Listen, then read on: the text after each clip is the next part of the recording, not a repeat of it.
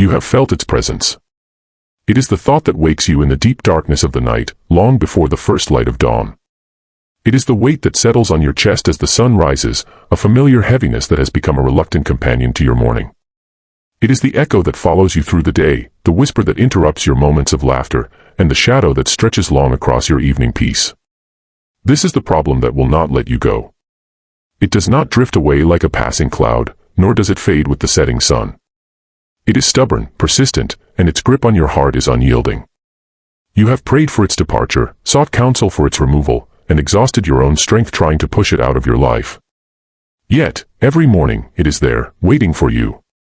And in this persistence, a question rises in your soul, a question that has echoed through the hearts of believers since the beginning of time: why?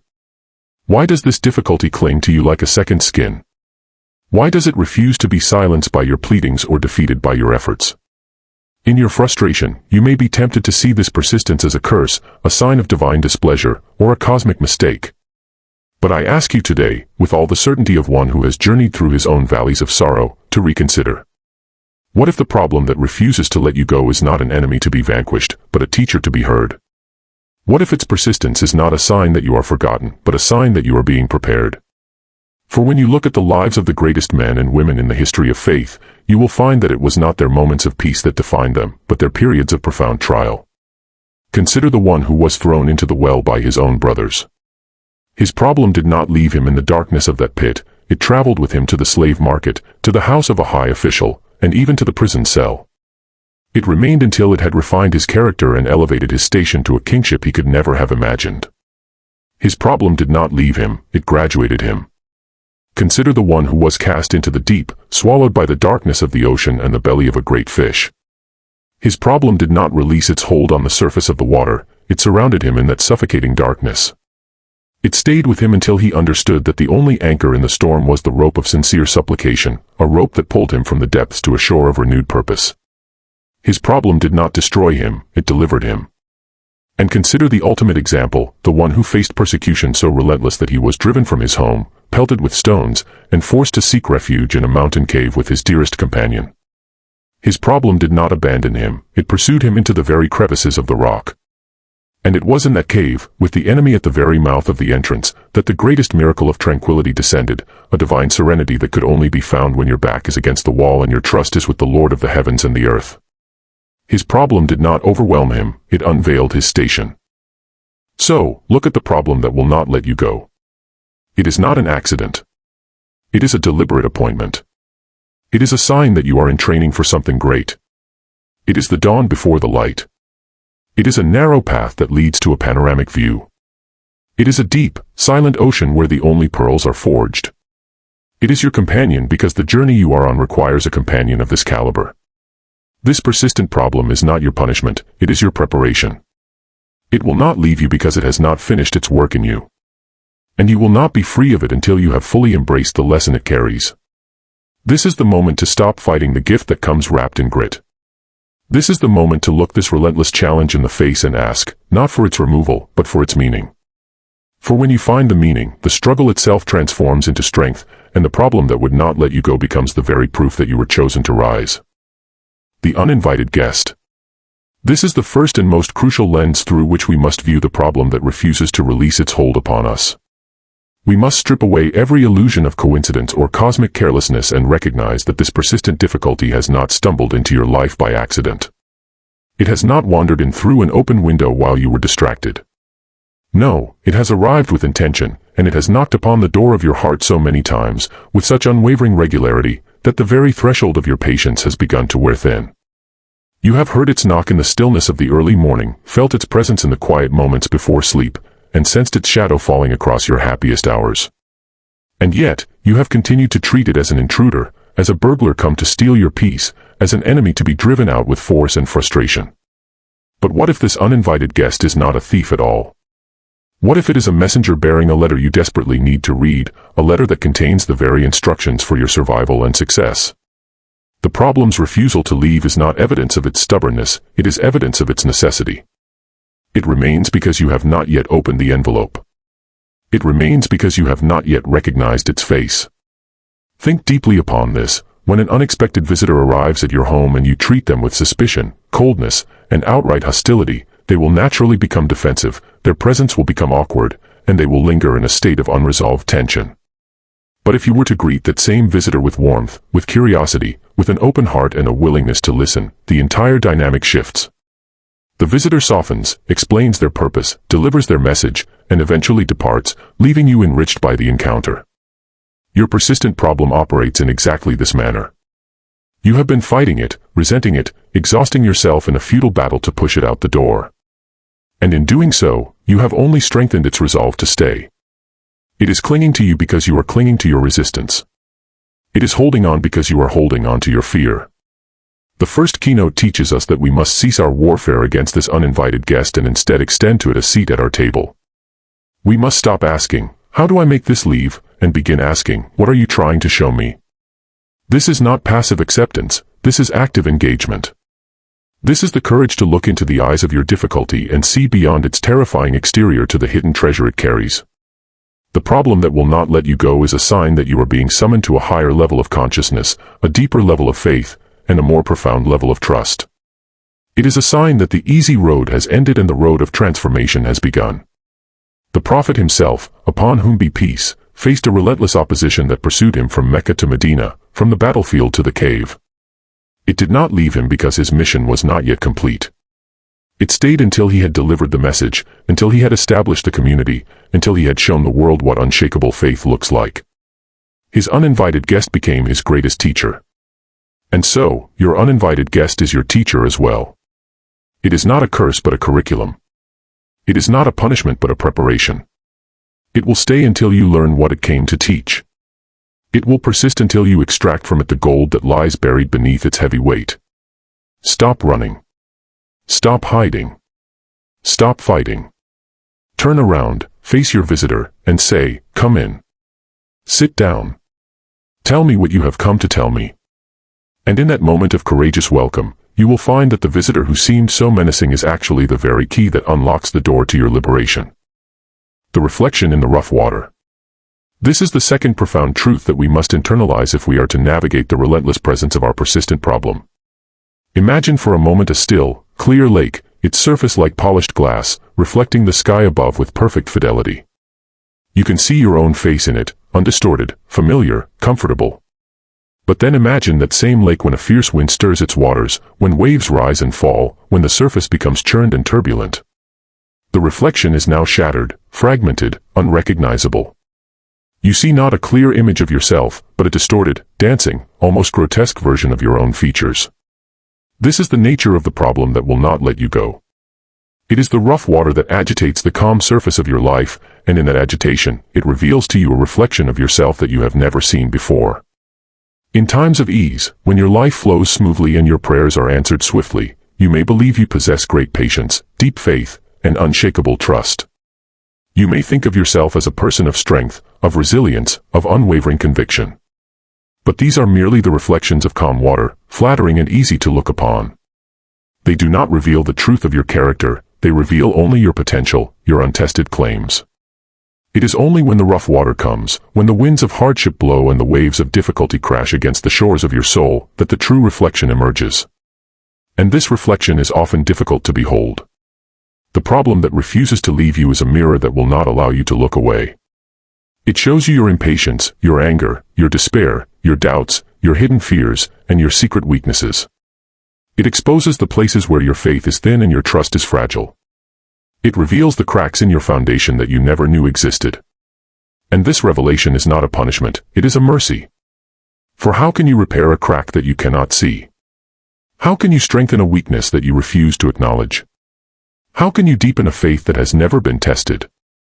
The rough water is your teacher, and its reflection is your curriculum. When you look into the face of your persistent problem, you are not looking at an external enemy, you are looking at an internal mirror. Every frustration you feel toward the problem is a reflection of your own expectation that life should be easy. Every moment of despair is a reflection of your own reliance on your own strength rather than on the divine.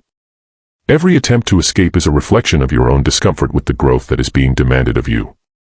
The great figures of history did not become great because they avoided the rough water, they became great because they studied their own reflections in it.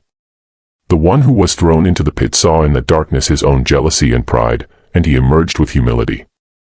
The one who was swallowed by the fish saw in that belly his own impatience and self-reliance, and he emerged with surrender. The one who was forced to flee his home saw in that cave his own fear and vulnerability, and he emerged with unshakable trust. Your problem is showing you who you really are, not who you pretend to be. It is stripping away the layers of illusion and presenting you with the raw, unvarnished truth of your soul. And this truth, however painful, is the foundation upon which true transformation is built. You cannot change what you refuse to see. You cannot heal what you deny. You cannot grow where you will not look. So look into the rough water, look at the fractured reflection, and do not turn away. Thank your problem for being a truthful mirror. Thank it for refusing to flatter you with easy reflections. Thank it for showing you the parts of yourself that need the most care, the most attention, and the most prayer. For in that honest reflection, you will finally see the path to a deeper, more authentic, and more resilient self, a self that is not afraid of the wind or the waves, but stands firm in the knowledge that the rough water is simply showing you the truth of who you are and who you are destined to become. The honing of the blade. This is the third essential truth that transforms our understanding of the problem that refuses to release its grip upon us. Consider the ancient art of sword making, a craft that has been perfected over centuries by master artisans who understand that a blade is not born sharp, it is made sharp. The raw metal, pulled from the earth, is coarse, dull, and utterly useless in battle. It cannot cut, it cannot defend, and it cannot fulfill its purpose. But the master smith does not discard this rough material, he takes it to the fire, he heats it until it glows with a fierce intensity, and then he places it upon the anvil and begins to strike it with relentless blows. The hammer falls again and again, not to destroy the metal, but to shape it. The sparks fly, the noise is deafening, and the metal screams in protest. But the smith does not relent. He knows that the blade must endure this pounding if it is ever to become what it was meant to be. And then, when the shape is formed, he takes the blade to the grinding stone, and he runs it across the rough surface, again and again, wearing away the imperfections, creating the edge that will one day split the very air. This is the nature of your persistent problem. It is the hammer, the fire, and the grinding stone. It is the friction that polishes, the pressure that compresses, and the heat that forges. Your problem does not stay with you to break you into pieces, it stays to sharpen you into a weapon of purpose and resilience. But you have been misreading its intent. You have felt its blows and assumed they were meant to shatter you. You have felt its friction and assumed it was meant to wear you down. You have felt its heat and assumed it was meant to consume you. And yet, the blade does not complain to the smith, it submits to the process, knowing that the pain of the fire and the hammer is the very path to its glory. The problem that will not let you go is the friction that your soul requires to become sharp. Your patience, which was once thin and brittle, is being honed into a cutting edge that can slice through the thickest despair. Your faith, which was once soft and unformed, is being forged into a steel that can withstand the heaviest blows of doubt. Your trust, which was once hesitant and conditional, is being tempered into a resilience that cannot be bent or broken. The friction you feel is not an enemy, it is the very mechanism of your refinement. Every time the problem presses against you, it is wearing away a dull edge and creating a sharper one. Every time it challenges you, it is strengthening the molecular structure of your soul. Every time it refuses to leave, it is staying to complete the process of your formation. Consider the one who spent years in servitude and imprisonment, each trial a strike of the hammer upon his character, each injustice a turn on the grinding stone. His problem did not leave him, because it was not finished with him. It stayed until his patience was so sharp that it could cut through the envy of his brothers, his forgiveness so keen that it could sever the bonds of past betrayal, and his wisdom so refined that it could rule a nation with justice and compassion. His problem was his smithy, and he emerged from it as a blade of extraordinary purpose. The prophet himself, upon whom be peace, endured years of persecution that did not relent until his mission was complete. Every insult was a strike upon his patience, every rejection a turn upon the stone of his resolve, every hardship a heat that tempered his trust in his Lord. He did not pray for the persecution to cease before its time, he endured it, absorbed it, and allowed it to hone him into the greatest example of human character the world has ever known. His problem sharpened him, and he emerged as a blade of divine mercy. So when your problem returns to you each morning, do not see it as a curse. See it as the master smith arriving for another day of work. See the friction as the grinding stone that is creating your edge. See the pressure as the hammer that is shaping your purpose. Welcome the heat, embrace the blows, and submit to the honing. For you are being prepared not for a small battle, but for a great one. You are being sharpened not for a minor challenge, but for a profound destiny.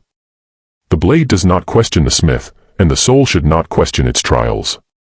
The problem will not let you go because you are not yet sharp enough to fulfill the purpose for which you were created, and the master knows exactly how much friction it takes to make you ready. The oasis in disguise. This is the fourth profound revelation that reshapes our entire perception of the relentless problem that shadows our days and disturbs our nights. Imagine a traveler crossing a vast and unforgiving desert, the sun beating down upon his head, the sand burning beneath his feet, his throat parched and his strength failing. He has been walking for days without respite, and his hope is dwindling with every step. The horizon offers nothing but the same endless expanse of arid nothingness, and he is certain that he will perish before he finds relief. But then, in the distance, he sees a shimmering shape, a cluster of green, a glint of water. His heart leaps with desperate hope, and he stumbles toward it, only to find that it was a mirage, a cruel trick of the light, and there is nothing there but more sand and more heat. But what if the opposite were true? What if, in the heart of the same desert, he stumbled upon a patch of barren rock, a place that looked even more inhospitable than the sand around it, a place that seemed to offer nothing but jagged edges and harsh shadows? And yet, hidden beneath that uninviting surface, a spring of cool, life-giving water flowed, waiting only for him to dig beneath the ugliness to find the treasure beneath. This is the nature of your persistent problem. It is the oasis in disguise. From the outside, it looks like the very opposite of relief. It appears harsh, barren, and entirely unhelpful. It offers no obvious comfort, no immediate ease, and no visible respite from your suffering. You look at it and see only more struggle, more pain, more of the same exhaustion that has drained you for so long. And yet, buried deep within its heart lies a spring of water that you cannot access through comfort or ease. You can only access it by digging. You can only find it by engaging with the problem, by exploring its depths, by refusing to be deceived by its rough exterior. The oasis of divine connection, of profound wisdom, of unshakable faith, of deep and authentic prayer, these treasures are not found in the flat, easy plains of a trouble-free life. They are found in the valleys of difficulty, in the crevices of challenge, and beneath the stones of persistent problems. Your difficulty is hiding something precious, something that you could never find in any other place. Within the heart of your worry lies an opportunity to develop a trust in a higher power that you could never cultivate when everything was going your way. Within the stress of your financial strain lies a lesson in reliance and gratitude that you could never learn while your pockets were full. Within the pain of your broken relationship lies a deepening of compassion, forgiveness, and self-awareness that you could never achieve while everything was harmonious.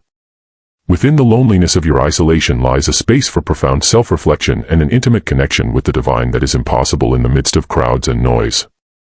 The problem that will not let you go is a treasure chest covered in thorns, and you have been avoiding the thorns instead of pushing through them to find the gold.